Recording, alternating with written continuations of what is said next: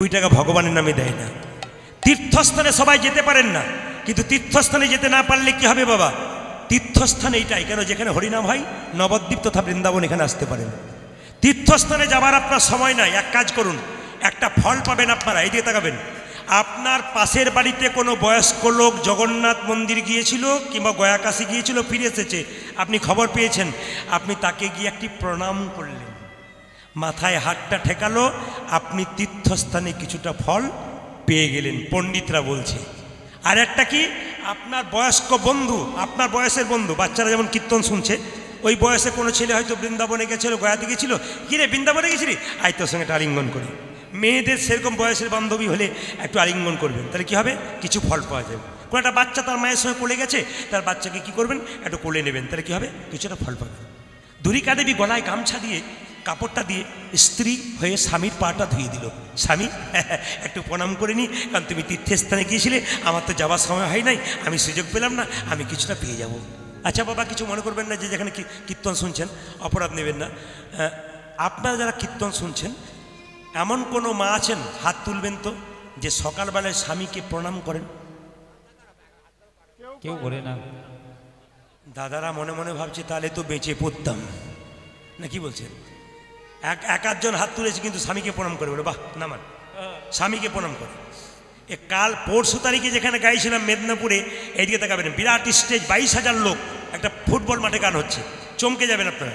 তো একটি মেয়ে একবারে সামনে বসছিল, ও প্রদীপ বাবু, আপনার আমি ফ্যান, প্রচুর কীর্তন শুনি, সকাল নেই সন্ধ্যে নেই সবসময় শুনি, কিন্তু একটা কথা রাখতে পারলাম না। বলে কি, স্বামীকে প্রণাম করতে পারবো না। বলে কেন? আমার বাবার কান মূলে 10 লাখ টাকা নিচে প্রণাম আমি করবো না। বললাম এটা একটা কথা হতে পারে। তা মায়ের এক কাজ করবেন, আজকে কীর্তন শুনে কালকে সকালবেলায় স্বামীকে সব প্রণাম করবেন। দাদা ভাইরা পাগুলো একটু ধুয়ে মুছে শোবেন, কাল সকালে প্রণাম হবে। এইদিকে আপনার স্বামীর সঙ্গে আপনার কি সম্পর্ক হতে পারে আমি একটু বুঝিয়ে দেবো, আপনারা হ্যাঁ হু বলবেন, শাস্ত্র দিয়ে বুঝিয়ে দেবো। কথাগুলো শুনতে নারকেলের মতো, ভেতরে শ্বাসজল আছে কিন্তু তত্ত্ব আছে। আপনার স্বামী আপনার গুরু হয়, জোরে বলুন হ্যাঁ না না, জোরে বলুন গুরু হয়। এখানকার মেয়েরা খুব চালাক, অন্য জায়গা তো নয়, এরা হ্যাঁও বলছে না না বলছে, কারণ ডবল এসছে তো, উনি বলবেন বলো একবার বলে দেখাও তুমি, তারপর দেখাচ্ছি। স্বামী গুরু হয়, হ্যাঁ, স্বামী দেবতা হয়, স্বামী রোগের ওষুধ হয়, স্বামী বাবা হয়, তাই এবার হয় না, এ বাবা হয় বলে তো নড়ে চড়ে বসছেন। স্বামী ছেলে হয়, স্বামী ভাই হয়, হয়। আমি প্রমাণ দেব, যখন নিমাই সন্ন্যাস নেবে, বিষ্ণুপ্রিয়াকে বলো প্রিয়া তুমি বাপের বাড়ি চলে যাও। বিষ্ণুপ্রিয়া বলো স্বামী এটাই তো আমার বাপের বাড়ি, তুমি আমার বাবা, তুমি আমার ছেলে, তুমি আমার ভাই, তুমি আমার বন্ধু, তুমি আমার সখা, তুমি আমার সব। চুপ করো। আমি এত বড় পণ্ডিত, লোকে নিমাই পণ্ডিত বলে, আমি জানতে পারলাম না বাবা স্বামী কখন বাবা হয়, স্বামী কখন ছেলে হয়, স্বামী কখন ভাই হয়। বিষ্ণুপ্রিয়া বলছে তুমি যেমন পণ্ডিত, আমি পণ্ডিতের মেয়ে। মায়েরা কিছু মনে করবেন না, আপনার ইউটিউবের মাধ্যমে জানতে পেরেছেন আমার 2টি কন্যা আছে, 2টি, একটি ভাগ্যলক্ষ্মী, একটি শুভলক্ষ্মী। ভাগ্যলক্ষ্মী বড়, শুভলক্ষ্মী ছোট। তা আমি যখন কোনো কিছু পড়াশুনো করি, যেগুলো ইম্পর্টেন্ট জিনিস লাল দাগ দিয়ে দিয়ে রাখি, আমার ছোটটি কিন্তু আমার পাশে বসে থাকে, ও দেখে বাবা কি কি দাগ দিল। আমি বেরিয়ে গেলেই কিন্তু খাতা খুঁজে খুঁজে বা বই খুঁজে খুঁজে ওই দাগগুলো দেখে যে বাবা কোথায় দাগ দিয়েছে, কি দেখলো এমন। সেগুলো পড়তে পড়তে এখন যদি কেউ ফোন করে বলে খুকি এটা কি বলে দাও তো, মেয়েটি কিন্তু বলে দেয়, কেন, বাবা দেখেছে, ও দেখেছে। তার মানে আপনি যদি বাড়িতে কিছু আচার করেন, আপনার বাচ্চা কিন্তু আপনার দেখে দেখে শিখবে। আপনি ভালো কিছু করবেন, আপনার বাচ্চা ভালো শিখবে। আপনি খারাপ করবেন, আপনার বাচ্চা আপনার কাছ থেকে খারাপ শিখবে। সবাই লক্ষ্য করুন যে যেখানে বসে আছেন।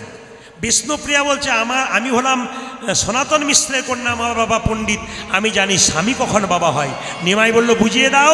বলে শোনো স্বামী, অন্নদানে পিতা সম রতিদানে পতি, অন্নদানে পিতা সম রতিদানে পতি, অন্নদানে পিতা সম রতিদানে পতি, অন্নদানে পিতা সম রতিদানে পতি। বিয়ের পরে, বিয়ের আগে কে অন্ন জোগাড় করে, যদি বলুন বাবা, আর বিয়ের পরে কে স্বামী, স্বামী অন্নদাতা পিতা।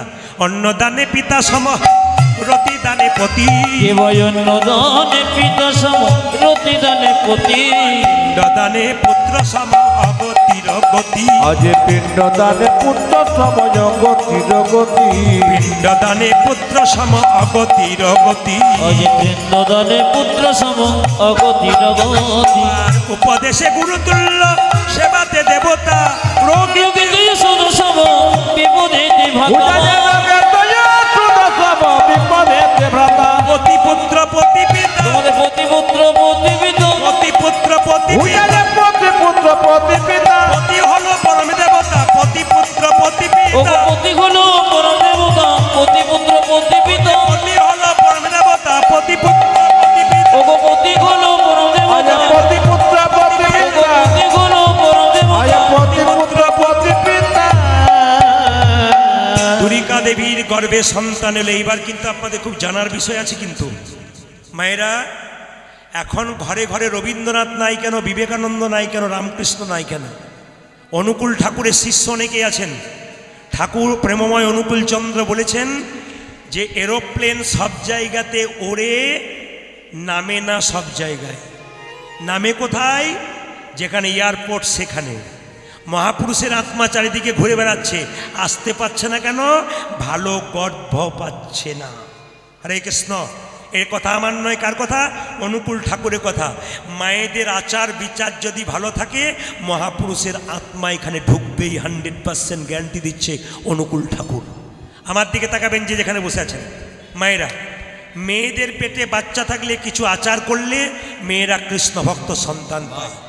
এইদিকে হরে কৃষ্ণ। ঘর চলো, ঘর চলো।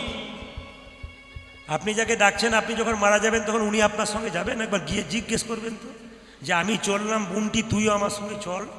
একবার জিজ্ঞেস করেন, দেখেন কেমন যায় আপনার সঙ্গে। মানে এত ইচ্ছা করে রাখছে, যখন মরবে তখন যেন বলে যে চল আমিও চললাম, তুইও চল। দেখেন কি হয় অবস্থা। কেউ যাবে না বাবা, এই জায়গাটা ঠিক রাখতে হবে কিন্তু। কিছু মনে, আর কেউ কাউকে ডাকবে না আর কি। উনি মন দিয়ে কীর্তন শুনছেন, ওনাকে তখন চল যাবি না, ঘরে ছেলে কাঁদছে, যাই রাধে। এদিকে মন দিয়ে শুনুন। মেয়েদের পেটে বাচ্চা থাকলে এদিকে তাকাবেন, মহাপুরুষের ছবি দর্শন করতে হয়। এদিকে এদিকে মহাপুরুষের ছবি দর্শন করতে হয়। কি মনোবিজ্ঞানীরা বলছে, যদি পেটে বাচ্চা থাকাকালীন মহাপুরুষের ছবি দেখা যায়, মহাপুরুষের ভাব ছেলের মধ্যে কিছু জানতে হয়। কীর্তনের আসরে এসে কিছু জানবেন, আপনার কাজ আছে। অনেকে প্রশ্ন করে, প্রদীপবাবু আমার শাশুড়ি মা বলেছেন কি, আমার শাশুড়ি মা বলেছেন পেটে বাচ্চা থাকলে গাছে জল দিবি না, তুলসী গাছে, মন্দিরে চাপবি না, একবার চাপবি না। আচ্ছা কি করবো বলুন তো? আমি ওকে জিজ্ঞেস করি, তোমার পেটে বাচ্চা আছে, ডাক্তারের কাছে যাবে না পাড়ার লোকের কাছে যাবে? কোনটা যাবে? তোমার শাশুড়িকে জিজ্ঞেস করে কি খাবে কি না। তুলসী গাছে জলও দিতে হয়, একাদশীও করতে হয়, সবই করতে হয়, তিলকও করতে হয়। আচ্ছা মায়েরা, একজন প্রশ্ন করেছিল, রাধারানীর তিলক নেই কেন, কৃষ্ণের তিলক আছে? জোরে বলুন হ্যাঁ না না। প্রশ্ন কিন্তু খুব ভাইটাল। রাধারানীর তিলক নাই, ব্রজগোপীদের তিলক নাই, কৃষ্ণের তিলক আছে। তিলকের জন্ম কোথা থেকে? এই যে তিলক আমরা নিয়েছি, আপনার নেন নাই, কিন্তু তিলকের জন্ম। তিলক যদি কেউ নাই, সতী নারীর যেমন স্মৃতির সিঁদুর হাতের শাঁখা সতীত্বের পরিচয়, তিলক তুলসীমালা শিখা কৌপিন এগুলো একজন বৈষ্ণবের পরিচয়। খুব দামি কথাগুলো শুনবেন আপনারা। এই তিলকের জন্ম, তিলকটা কোনটা পড়েছি আমরা? এই যে তিলক নিয়েছি মায়েরা, দুটো দাগ দেখতে পাচ্ছেন? জোরে দেখুন আমার দিকে, দুটো দাগ দেখতে পাচ্ছেন? হ্যাঁ না না বলুন, যে ঘুমাচ্ছে সে বলুন। দুটো দাগ দেখতে পাচ্ছেন? ডান দিকে কে আছে? ব্রহ্মা। এখানে কে আছে? শিব। মাঝখানে ফাঁকা জায়গায় কে আছে? বিষ্ণু। তিনটে জায়গায় তিনটে। বলছে আমাদের 7টি চক্র আছে, তার মধ্যে আজ্ঞা চক্র এইখানে দুটো ভুরুর মাঝে। মেডিকেল সায়েন্স বলছে যে পিটুইটারি গ্ল্যান্ড বলে একটা গ্ল্যান্ড থাকে, এই গ্ল্যান্ডটা কিন্তু আমাদের ভুরুর মাঝখানে। খুব দামি ইম্পর্টেন্ট প্রশ্ন কিন্তু, ভুরুর মাঝখানে। ইউটিউবের মাধ্যমে দেখবেন অনেক কীর্তনীয় প্রশ্ন করছে, রাধারানীর তিলক নাই, তাহলে তিলক করে কী লাভ আছে, নাকি বলছেন? আমি আজকে বুঝিয়ে দিতে চাই আপনাদের, রাধারানীর তিলক কেন নাই, ব্রজগোপীদের তিলক কেন নাই, তিলকের জন্ম কোথা থেকে। এদিকে তাকাবেন, তিলকটা মায়েরা এদিকে আমার দিকে তাকাবেন। তাহলে এটা কি বললাম? এটা ব্রহ্মা, এটা শিব, মাঝখানে কে জোরে বলুন? বিষ্ণু। আচ্ছা এবার লক্ষ্য করুন, এই যে তিলকের এই জায়গাটা দেখছেন, এটাকে কৃষ্ণের চরণ বলছে। আমার দিকে তাকান, কৃষ্ণের চরণ। তাহলে কৃষ্ণের চরণ পেলে তুলসী পাতা দিতে নেই? জোরে বলুন তুলসী পাতা। তাহলে কৃষ্ণের চরণ যদি হয়, তাহলে এটাকে তুলসী পাতা দিলাম। এই তুলসী পাতাটা নাকে কতটা দিতে হয়? 4 ভাগের 3 ভাগ। নাকটা যতটা 4 ভাগ করলে 3 ভাগ অংশ তুলসী পাতা মানে এই যে দিয়েছি আমি তুলসী পাতার মতো, এটা 3 ভাগ। যদি আপনারা কেউ তিলক করব মনে করেন, লোকে আপনাকে ঠাট্টা করে, আপনি একটা জায়গায় তিলক করতে পারেন। জল তিলক, স্নান করলেন তো জল তিলক এরকম করে নিলেন, এই আঙ্গুলে করে হরে কৃষ্ণ কৃষ্ণ কৃষ্ণ হরে হরে, হরে রাম রাম রাম। কেউ কিচ্ছু বলবে না, কিচ্ছু দেখতে পাবে না, কিন্তু আপনার তিলক হয়ে গেল। এই তিলকের জন্ম কোথা থেকে? যে তিলকটা কালো বা সাদা তিলক করছেন, এই তিলকের জন্ম কোথা থেকে একটু শুনবেন। বলছে কৃষ্ণের একবার মাথা ব্যথা হয়েছিল, সবাই জানেন, শুনেছেন নাকি? তো বলুন তো, ভগবানের মাথা ব্যথা হয়? যে বলুন, আসলে হয় না। তিনি লীলা প্রকাশ করবার জন্য, জগৎকে শিক্ষা দেবার জন্য তার মাথা ব্যথা হয়েছিল। তো মাথা ব্যথায় কাতরাচ্ছে, তখন নারদ জিজ্ঞেস করছে, প্রভু চালাকি করছো কেন? তোমার মাথা ব্যথা হয়েছে? বলে হ্যাঁ মাথা ব্যথা হয়েছে। চিকিৎসা করবে কে? পৃথিবীর বড় চিকিৎসক তো তুমি, রোগের ওষুধ তো তুমি জানো, তোমার রোগ হয়েছে তুমি জানবে, পৃথিবীর কে জানবে? বলছে নারদ, কোনো ভক্ত যদি তার চরণের ধুলা আমার মাথায় দিতে পারে, আমার শিরপীরা মানে আমার মাথা ব্যথা ভালো হয়ে যেতে পারে। ও মায়েরা, কৃষ্ণের 16,108টা স্ত্রী আছে, সবার কাছে নারদ গেল, বারবার কাকুতি মিনতি করে বলল, একটু দাও ধুলা, একটু দাও ধুলা। কেউ দিল না কেন? বিশ্বব্রহ্মাণ্ডের যিনি মালিক, তাকে যদি মাথাতে আমরা ধুলো দিই, পায়ের ধুলা, তাহলে আমাদের তো নরকগামী হতে হবে। কেউ দিল না বাবা। কিন্তু বৃন্দাবনে গিয়ে ব্রজগোপীরা জিজ্ঞেস করছে, নারদ তোমার মন খারাপ কেন? বলে কৃষ্ণের মাথায় যন্ত্রণা। কি করলে কৃষ্ণের মাথার যন্ত্রণা ভালো হবে? বলে কোনো গোপী যদি বা কোনো ভক্ত যদি চরণে ধুলো দেয়, মাথার যন্ত্রণা ভালো হবে। কথা দিলাম, আমাদের চরণের ধুলোগুলো নাও। নারদের গলায় যে উন্নিটা ছিল নামাবলী, ওটা নিয়ে তাড়াতাড়ি কি করলো না, ব্রজগোপীরা এবং রাধারানী চরণে ধুলি দিল। সেই ধুলিটা যখন কৃষ্ণের কাছে নিয়ে গেল, সেই ধুলি কৃষ্ণ মাথায় মাখলো, আর কৃষ্ণের শিরপীরা দূরে গেল। সেদিন কৃষ্ণ বলে উঠল, ব্রজগোপী, এই যে তোমাদের চরণের ধুলা, তোমাদের চরণের ধুলো, এই চরণের ধুলা আমি মাথায় নিলাম, বাকি যে ধুলা আমি মাটিতে দিলাম। এই ধুলা তিলক রূপে প্রত্যেকটি ভক্তের কপালে যাবে। এর নাম হবে গোপী তিলক। রাধারানী তিলক নিতে পারে না কেন? নিজের চরণের ধুলি নিজের কপালে কেউ নিতে পারে না বলে ব্রজগোপী এবং রাধারানী তিলক করে না। শুনে নিলেন যুক্তির কথা। মায়েরা, গুরুদেব এসছে কার কাছে? পেটে বাচ্চা আছে, আর দ্বারিকা দেবীর কাছে গুরুদেব এসেছে, আর বলছে শোন মা, বলে কি 3টে ঋণ আছে মানুষের জীবনে, একটা দেব ঋণ, একটা পিতৃমাতৃ ঋণ, আর একটা ঋষি ঋণ। মায়েরা, দেবতাদের ঋণ শোধ করবেন কি করে? দেবতাদের নামে হোম যজ্ঞ করে আপনি ঋণ শোধ করবেন। আর পিতৃ ঋণ শোধ করবেন কেন? যার যেমন ক্ষমতা অনুযায়ী বাবা মায়ের শ্রাদ্ধ পালন করবেন মারা গেলে। আর ঋষি ঋণ শোধ করবেন কি করে? না তীর্থস্থানে যখন যাবেন, ওখানে গিয়ে কি করবেন মায়েরা? না তীর্থে সাধুগুরু বৈষ্ণবকে সেবার জন্য কিছু দেবেন। ভিখারি যারা বসে আছে, আপনার সামর্থ্য অনুযায়ী কিছু দেবেন, আপনার ঋষি ঋণ কিন্তু শোধ হয়ে যাবে। মায়েরা, জন্ম নিচ্ছে কে? না ছোট্ট ছেলেটা। কি নাম হবে? দুঃখী। সবাই মাথায় কাপড় নিন। জন্ম নিচ্ছে কোথায়? ধারেন্দা গ্রামে, দ্বারিকা দেবীর ছেলে। কি নাম? কৃষ্ণ মণ্ডলের ছেলে। ধারেন্দাতে জন্মিল দুঃখী মণ্ডল, ধারেন্দাতে জন্মিল দুঃখী মণ্ডল, ধারেন্দাতে জন্মিল দুঃখী মণ্ডল। জন্ম নিল রে, উলধ্বনি দিন, উলধ্বনি, কৃষ্ণ ভক্ত সন্তান, সাউন্ডটা বাড়াও।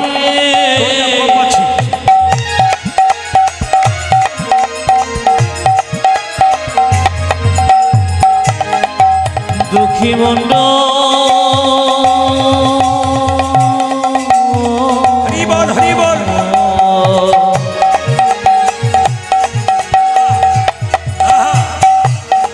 ধরন্দতে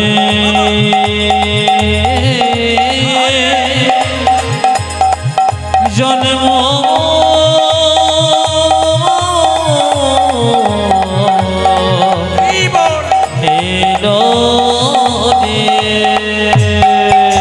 ধারেন্দাতে জন্ম নিল দুঃখী মণ্ডল। মাতার নাম দ্বারিকা, পিতা কৃষ্ণ মণ্ডল।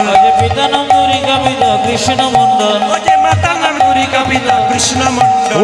মাতা নাম দ্বারিকা, পিতা কৃষ্ণ মণ্ডল। পুত্র হেরি পিতা মাতার আনন্দ না ধরে, ওগো পুত্রহেরি পিতা মাতায় আনন্দ না ধরে, পুত্রহেরি পিতা মাতার আনন্দ না ধরে, বোঝা যে পুত্রহেরি পিতা মাতায় আনন্দ না ধরে, পাড়া প্রতিবেশী সবে জয়ধ্বনি করে, আজ পাড়া প্রতিবেশী সবে জয়ধ্বনি করে, পাড়া প্রতিবেশী সবে উলধ্বনি করে। বোঝা যে পাড়া প্রতিবেশী সবে জয়ধ্বনি করে।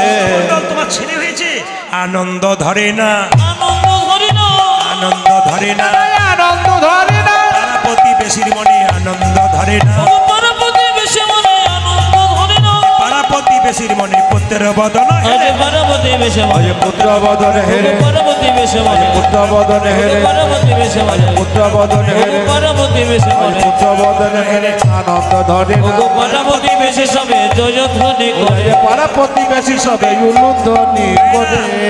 বাচ্চা ছেলের মুখে কি দিতে হয় জোরে বলুন? পেতনি মধু। মুখা। মধু তো, কিন্তু আপনাদের যে ভুল ধারণা ভাঙি দিই, আপনারা মধু দেন বাচ্চাকে মিষ্টি মিষ্টি কথা বলবার জন্য। বলুন তো মায়েরা হাত তুলে, বড় হয়ে ছেলে মিষ্টি কথা বলে? কেউ বলুন হাত তুলে, বলে? কেন বলে না? এই যে দেখেন, মধুটা বাচ্চাকে ছোট অবস্থায় দেন কেন? বাচ্চা জন্ম নিয়ে স্তনপান করতে পারে না, সেই জন্য মধু দিয়ে কান্নাটাকে বন্ধ করা হয়। কিন্তু মধু দেওয়ার নিয়ম হচ্ছে দু সময়। যারা বইপত্র পড়েন, বইটার নাম বলে দিয়ে আপনারা পড়তে পারেন। একটা বইয়ের নাম হচ্ছে গভীর গৃহসূত্রকার, একটা বইয়ের নাম পরাশর গৃহসূত্রকার।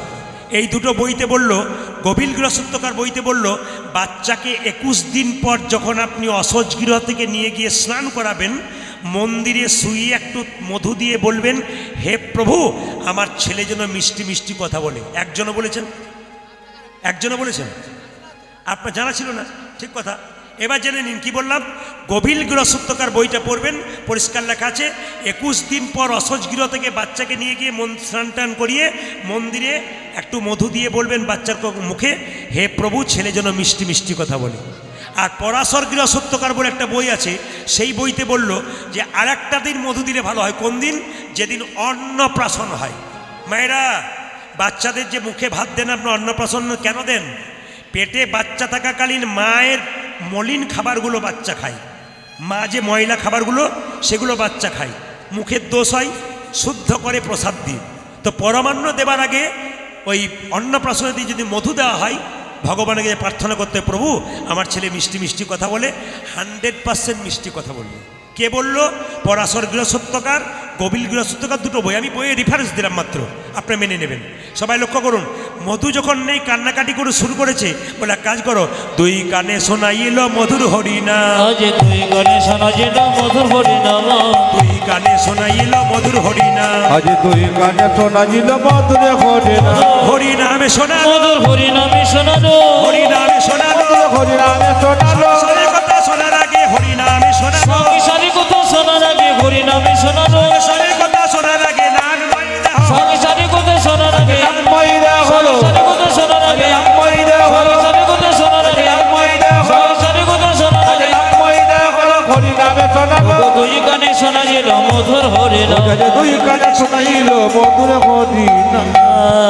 মনে করবেন না, ছেলের তো নাম রাখতে হয়। দক্ষিণ চব্বিশ পরগনাতে আমি আগে প্রচুর গান করতাম, এখন অপরাধ নেবেন না। আমি যদি মনে করি দক্ষিণ চব্বিশ পরগনাতে আমি পরপর 4 মাস গান করবো, তো 4 মাসই হবে। কেন? এত চাপ আছে। কিন্তু আমাকে প্রতিটি জেলায় জেলায়, রাজ্যে রাজ্যে যেতে হয়, ভাগ দিতে হয়েছে। এবছর দক্ষিণ চব্বিশ পরগনাকে মাঘ মাসে 7 পালা, আর ফাল্গুন মাসে 7 পালা, আর চৈত্র মাসে 7 পালা, 3-7কে 21টা আজ দিয়েছি এবছর। তা আপনাদের কাছে নিবেদন রইল, দক্ষিণে গান করে দেখেছি, আসর দক্ষিণে বেশি হয়, আপনাদের ধারণা আছে। কিন্তু সত্যি দক্ষিণে আসর সবচাইতে বেশি হয়। আপনি আরও জেলাতে ঘুরতে পারলে দেখবেন ওখানেও আসর প্রচুর হয়। আমি প্রতিটি জেলায় জেলায় যাই, রাজ্যে রাজ্যে যাই, দেখতে পাই ভক্তের কেমন ঢল। মানুষ কৃষ্ণকে কত ভালোবাসে, মহাপ্রভুকে কত ভালোবাসে, প্রমাণ দেয় আসরে। তবে বলি, ছেলের নাম কিন্তু ভগবানের নামের সঙ্গে রাখবেন, কৃষ্ণ, বিষ্ণু, নারায়ণ। তাহলে কী হবে বলুন তো? ছেলের নাম যদি কৃষ্ণ রাখেন, দিনের মাথায় ছেলেকে 20 বার ডাকবেন, 18 বার কৃষ্ণ খেয়ে নে বাবা, কৃষ্ণ স্কুলে যা, কৃষ্ণ খেলা কর, কৃষ্ণ এই কাজটা করে দে। যত কৃষ্ণ কৃষ্ণ করবেন, আপনার কিন্তু এমনিতে কৃষ্ণ নাম হয়ে যাবে। এই যে ছেলের নাম কৃষ্ণ রাখতে হয়। এবার সবাই লোক, তোমার আরেকজন ডাকতে এসছে,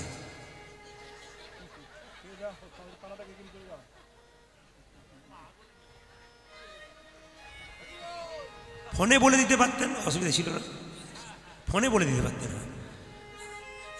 জোরে বলুন, রাধা রানী কি, শ্যাম সুন্দর কি, মদন মোহন কি, হরিবাসর কি, সাধুগুরু বৈষ্ণব কি। তো মায়েরা নাম রাখতে হয়, কিন্তু নিজে নাম রাখতে নেই। পেটে বাচ্চা থাকাকালীন নাম রাখলে ছেলের অমঙ্গল হয়। অনেকে দেখবেন পেটে বাচ্চা থাকে নাম রাখে, ছেলে যদি হয় পাপাই কিংবা তাপাই, আর মেয়ে যদি হয় তাহলে বিউটি কিংবা সুইটি। মানে মেয়ে যত বুড়ো হবে, বয়স হবে 60 বছর, তখন বিউটি সুইটি বলে মানাবে দাঁত ভেঙে গেলে। আমি একটা ছোট প্রমাণ আপনাদের দিয়ে দিই, কিছু মনে করবেন না। ঝাড়খণ্ডে প্রচুর গান করতাম, একটা গ্রামে গান করতে গেছি, একজন ভদ্রলোক বলছে আমার স্ত্রী অভিমান করে গান শুনতে আসে না। বলে কেন? ছেলে নাই, মেয়ে নাই, মা হতে পারে নাই, অভিমানে গান শোনে না। আপনার স্ত্রী গান শুনতে পাঠাবেন? আমি বলছি পাঠাবেন, ও দেখবেন ছেলে হবে। ও আমার কথাই শুনে কোনো স্ত্রীকে নিয়ে এসেছে, নিয়ে আসার পর 1 বছর এসে বলছে, প্রদীপবাবু গত বছর নিয়ে এসেছিলাম, কি কৃপা গোবিন্দের, আপনার কথাটা মিলে গেছে, একটি ছেলে হয়েছে। নাম কিন্তু আপনাকে রাখতে হবে। আমার নাম তাহলে তোমার ছেলের জন্ম তারিখ বলো, দিন বলো, সব বলো, আমি বলে দিচ্ছি নাম রাখবো কি নাম রাখবো, সব কিছু বললো। আমি বললাম তোমার ছেলের নাম রাখলাম দিগম্বর। বলছে দারুণ নাম রেখেছেন, এই নামটি খুব পছন্দ, দিগম্বর। 2 বছর পরে আবার আর একটা এলাকায় গান করতে গেছি, ভদ্রলোক গেছে, গানের শেষে বলছে প্রদীপবাবু এই বছর আর একটা হয়েছে, নাম আপনাকে। আমার নাম তাহলে কি নাম রাখবো? তাহলে এবারে তোমার ছেলের নাম হিসাব মতো যে দেখছি তুমি যে দিনক্ষণ বলছো, তোমার ছেলের নাম কৃষ্ণ দাস হওয়া দরকার। চলবে? বলছে না চলবে না। বলে কিরকম? ম্যাচিং চাই। মায়েরা কাপড় জামা কিনতে যায় না, ম্যাচিং, এই শাড়ির সঙ্গে এটা ম্যাচিং হচ্ছে না, মায়েরা বলে না ম্যাচিং চাই। বললাম তাহলে ম্যাচিং বলতে তাহলে এক কাজ করো, বড়র নাম কি রেখেছি? বলছি দিগম্বর। আমার তাহলে এবারটার নাম রাখলাম নটম্বর। দারুণ মিলে গেছে নটম্বর। কিছুক্ষণ পরে আবার এসেছে মায়েরা, আবার 2-4 বছর পরে এলাকায় গেছি, এবার আবার কীর্তন শুনতে এসছে। বলছি দাদা আবার এসেছি। কীর্তনে শেষে এসে বলছে প্রদীপবাবু ঠাকুরের দয়া কি আবার একটি ছেলে হয়েছে, নাম আপনাকে রাখতে হবে। আমার বলুন তিথি দেখে নক্ষত্র দেখে নাম রাখবো না ম্যাচিং রাখবো? বলছে ম্যাচিং চাই। আমাদের বড়র নাম কি? দিগম্বর। মেজর নাম কি? নটম্বর। এটার নাম কি? না রাখলাম শীতম্বর। এখন 3টি ছেলে হয়ে গেছে। আমি বললাম তুমি কিন্তু আর কোনোদিন আমার কাছে আসবে না। এখন লক্ষ্য করুন মায়েরা, বছর 5 কি 7 পরে যখন গেছি, তখন ও কীর্তন শুনতে এসছে 3টে ছেলেকে নিয়েই। কীর্তন শেষ হয়ে গেছে, তখন বলছে এখন দিগম্বর, শীতম্বর, নতম্বর 3 জন প্রণাম করছে। এমন কেন? আপনার স্ত্রীকে আনলেন না? বলছে আবার গন্ডগোল। বলে কি? এবছর গোবিন্দ কৃপা করে একসঙ্গে 2টো দিয়েছে। নাম কিন্তু আপনাকেই রাখতে হবে। আমি বললাম দাদা কিছু মনে করবেন না, দিগম্বর, শীতম্বর, নটম্বর রেখেছি, আমি আর পারবো না। বলছে না ম্যাচিং নাম চাই। আমি ঘর যাচ্ছি, গাড়িতে চেপে যাচ্ছি, গান করে ফিরে যাচ্ছি, ও কিন্তু দরজা ছাড়ে না। বলে নাম আপনাকে রাখতে হবে। আমার তাহলে এক কাজ করো, বড় নাম কি? দিগম্বর। মেজর নাম কি? নটম্বর। ছোটর নাম কি? শীতম্বর। এবার নাম রাখলাম নভেম্বর আর ডিসেম্বর। কি করবো? উপায় নেই তো, উপায় নেই, কি করবেন? ও হয়ে গেল। যেরকম রাধা রানী কি, শ্যাম সুন্দর কি, মদন মোহন কি, হরিবাসর কি। ছোট্ট ছেলেটা মায়েরা নাম রাখলো কি? দুঃখের সংসারে জন্ম নিল, নামে রাখলো দুঃখী। নামে রাখিল দুঃখী, নামে রাখিল দুঃখী, নামে রাখিল দুঃখী। দুঃখী। এই দিকে তাকাবেন, এই দিকে তাকাবেন। ছেলেটাকে তার বাবা কি শিক্ষা দিচ্ছে দেখুন। শোন দুঃখী, আর 5টা ছেলের মতো তোকে পাই নাই, তোকে জগন্নাথ মন্দিরে জগন্নাথের কৃপাই পেয়েছি। তোর একমাত্র উদ্দেশ্য হবে কি? গুরুচরণ সেবা করে গোবিন্দ চরণ পাওয়া। ছোট্ট দুঃখী বলল বাবা কি করে গুরুচরণ পাবো? বলছে নবদ্বীপ মায়াপুর চলে গেলে তুই গুরু নিশ্চয়ই পাবি। কখন যাব? বলছে ভজন করতে হয় সকাল সকাল, তবে কাজ হয়। ছোট্ট ছেলেটা মাথায় ঢুকে গেল, এই ছোটবেলা থেকে কৃষ্ণ ভজন করতে হবে। বাবা মা রাত্রিবেলায় শুয়ে আছে, আর ছোট্ট দুঃখী কী করছে দেখুন মায়েরা, দূর থেকে বাবা মাকে প্রণাম করে বলছে বাবা কি আমি চলে যাই। আমি চলে যাই। বাবা মা ঘুমাচ্ছে, আমি চলে চলে যাই, যাই। দাও গোবিন্দ উলধ্বনি। আমি চলে যাব, আমি চলে যাও, দাও গোবিন্দ। আমি চলে যাই,